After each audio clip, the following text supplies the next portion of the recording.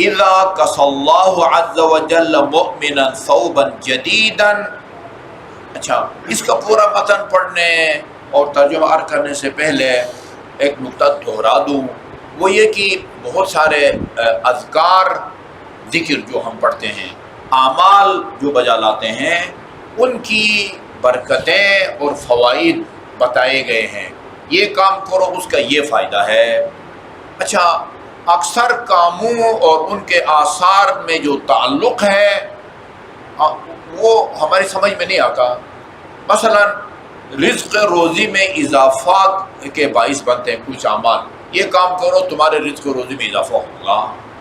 ان میں سے ایک یہ ہے، آپ کہاں جہاں بھی بیٹھے ہیں، یہاں سے اگر مسجد امام صادق سے آذان شروع ہوتی ہے تو حکایت بولتے ہیں، مؤذن کے ساتھ ساتھ اللہ اکبر کہنا، اشہد ان لا الہ الا اللہ کہنا، محمد رسول اللہ کہنا. اس کو فقہ زبان میں حکایت کہتے ہیں، یعنی ساتھ ساتھ بولتے جانا.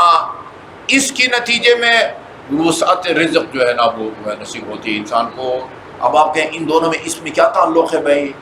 مارکیٹ جاؤ، محنت کرو تو پیسہ آئے گا، یہ بات سمجھ میں آتی ہے.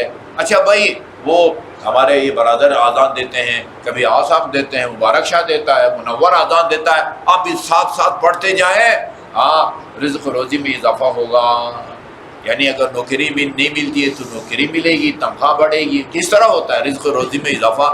ہمیں ان میں تعلق کو سمجھ میں نہیں آتا. ہمیں بھئی آذان کو کے جملوں کو ساتھ ساتھ دہرانے، نوکری ملنے یا ترقی ملنے، کسی بھی ذریعے سے رزق روزی میں اضافہ، ان کا آپس میں کیا تعلق ہے؟ کہیں تعلق سمجھ میں آتا ہے، کہیں تعلق سمجھ میں نہیں آتا.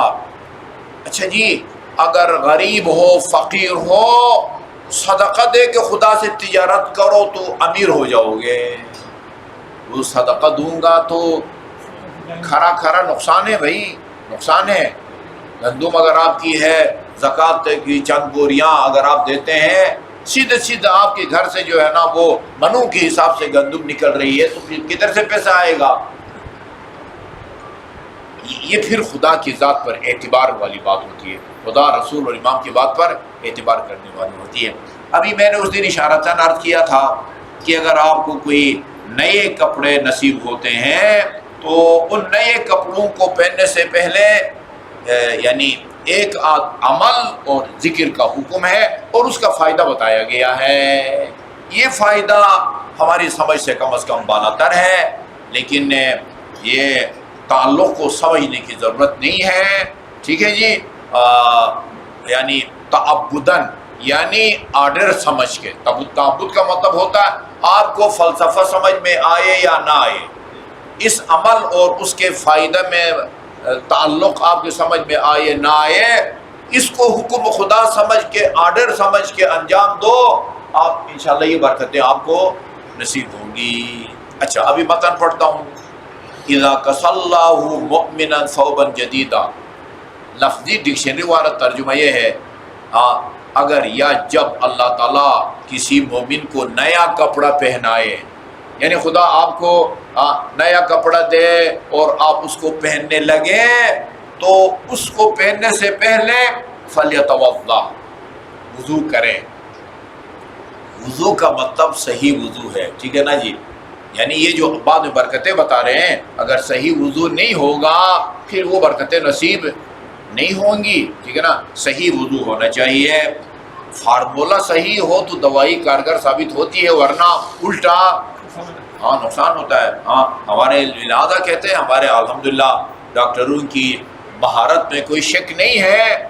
بہت سارے میں نے سنا ہے مومنین باہر سے آ کے ادھر سرجری کراتے ہیں، باہر سے آ کے ادھر سرجری کرا کے چلے جاتے ہیں.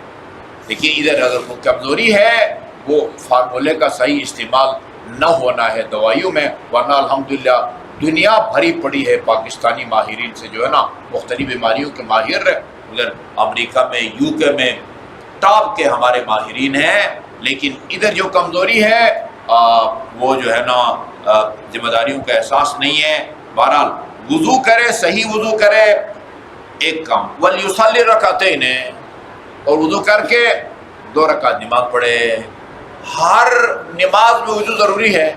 سوائے آپ کی نماز جنازہ کے، وہ در حقیقت نماز ہی نہیں ہے. ہم کہتے تو ہیں نماز جنازہ، لیکن وہ نماز نہیں ہے. نہ اس میں وضو شرط ہے، نہ اس میں ہم سورہ فاتحہ پڑھتے ہیں، نہ اس میں رکوع ہے، نہ سجدہ ہے، نہ سلام ہے.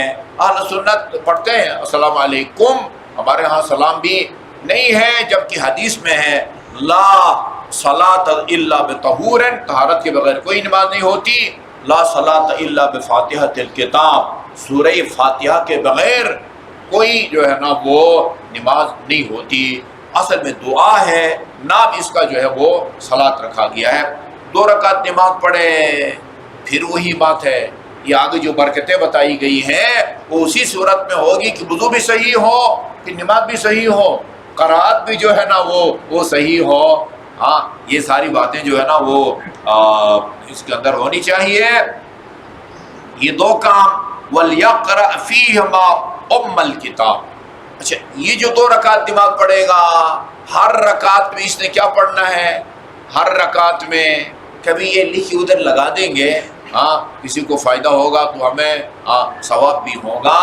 اچھا ان 2 رکعتوں میں ام الکتاب، سورہ فاتحہ پڑھے ہر رکعت میں، سورہ فاتحہ اور آیت الکرسی ہم فیہا خالدون تک، اور وقل هو اللہ احد، قل هو اللہ احد پڑھے، وَإِنَّا أَنزَلْنَاهُ فِي لَيْلَةِ الْقَدْرِ. ہر رکعت میں آیت الکرسی، سورہ فاتحہ، آیت الکرسی، قل هو اللہ، جس کو سورہ توحید بھی کہتے ہیں، سورہ اخلاص بھی کہتے ہیں، وہ پڑھے، اور سورہ قدر انا انزلناہ فی لیلۃ القدر پڑھے ہر رکعت میں. اس کے بعد پھر ثم یحمد اللہ عز وجل، پھر اللہ تعالیٰ کی حمد و ثنا کرے. مثلا الذی ستر عورتہ وزینہ فی الناس، یا اور اس خدا کی حمد و ثنا کرے کہ جس نے اس کی یوں ستر پوشی کی ہے، پردہ پوشی کی ہے، اور یہ لوگوں میں اس کو زینت بخشی ہے. وَلْيُكْثِرْ مِنْ قَوْلِ لَا حَوْلَ وَلَا قُوَّةَ إِلَّا بِاللَّهِ الْعَلِيِّ الْعَظِيمِ، اور کثرت کے ساتھ یہ لا حول ولا قوت الا باللہ، لا حول ولا قوت الا باللہ کہنے کو عربی میں حوقلہ کہتے ہیں. بسم اللہ الرحمن الرحیم کہنے کو بسملہ بولتے ہیں. الحمدللہ رب العالمین اس کے لیے حمدلہ کہتے ہیں. حمدلہ، حوقلہ یعنی لا حول ولا قوت الا باللہ العلی العظیم. اس کو کثرت سے پڑھے. فائدہ کیا ہوگا؟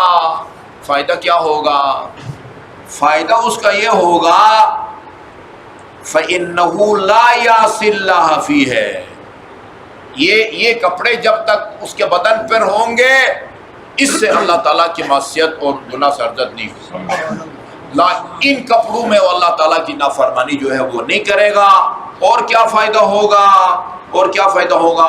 وَلَهُ بِكُلِّ سِلْكٍ فِيهِ مَلَكٌ يُقَدِّسُ لَهُ وَيَسْتَغْفِرُ لَهُ وَيَتَرَحَمُ عَلَيْهِ. یا اور یہ ہر اس کپڑے کے دھاگے کے یعنی تعداد کے مطابق آسمان کے فرشتے اس کے لیے تقدیس کرتے ہیں، اس کے لیے طلب مغفرت کرتے ہیں، اور اللہ تعالیٰ کے لیے اس سے رحم کی درخواست کرتے ہیں. یعنی جتنے اس کپڑے کے اندر دھاگے ہیں نا، ان دھاگوں کے برابر فرشتے اس کے لیے اللہ تعالیٰ کی حمد و ثنا کرتے ہیں، اس کی تقدیس کرتے ہیں، اور اس کے لیے طلب مغفرت کرتے ہیں، اور اس کے لیے اللہ تعالیٰ سے طلب رحمت بھی کرتے ہیں. فرض کیجئے یہ جو بتایا یہ نہ بھی ہو تو بذات خود سورہ فاتحہ کی تلاوت کا ثواب ہے، آیت الکرسی کی تلاوت کا ثواب ہے، قل هو اللہ کی تلاوت کا ثواب ہے. ایک مرتبہ جو قل هو اللہ پڑھے 1/3 قرآن کا ثواب ملتا ہے. 2 دفعہ پڑھے 20 پاروں کا، 3 دفعہ قل هو اللہ کی تلاوت کرے مکمل ختم قرآن. سورہ قدر کی الگ فائدہ ہے، ٹھیک ہے نا.